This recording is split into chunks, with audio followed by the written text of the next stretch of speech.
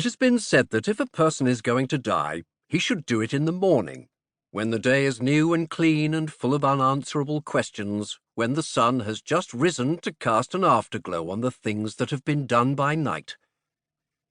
It has also been said that if a person is going to die, the circumstances are irrelevant. On this pale day morning in Leicesterel, capital city of the Republic of Lescaret, the 25th day of Shepherd's month, 3 days before the equinoctial holiday and 6 until the autumn equinox itself, a legal duel was scheduled for 7 o'clock in the morning. By 7:30 at the latest, a man whose beliefs ran one way about death and mourning was going to kill one of the other persuasion.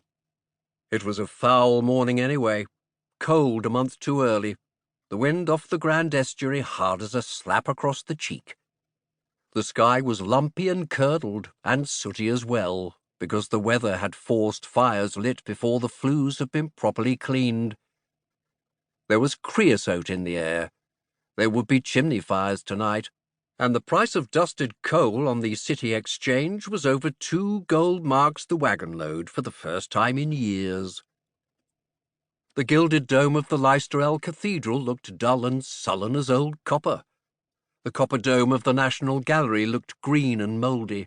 The glass sheds of the Grand Ironway terminus were clouded, vapours thick beneath them like infected blisters.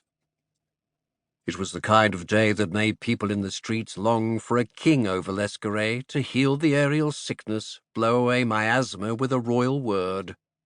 None of the people in the streets was old enough to remember when Lescaret actually had a king over it, which made the longings perfect.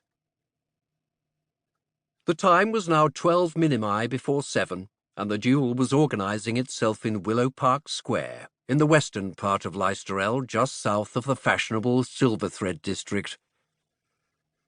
The square was 4 rows of high houses, including the consulate of a tiny island republic, facing on a small green plot surrounded by an iron fence.